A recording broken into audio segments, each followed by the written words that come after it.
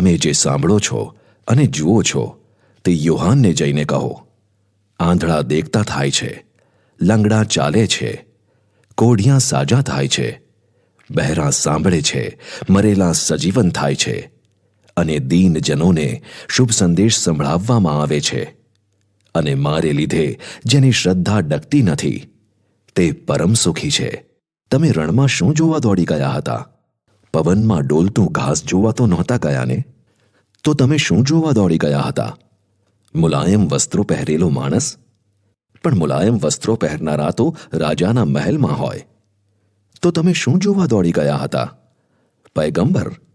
હા, અને હું તમને કહું છું કે પયગંબર કરતાં પણ વિશેષ. એ જ માણસને વિશે શાસ્ત્રમાં લખ્યું છે કે જો હું મારા દૂતને તારી આગળ મોકલું છું, એ તારી આગળ જઈને તારો માર્ગ તૈયાર કરશે.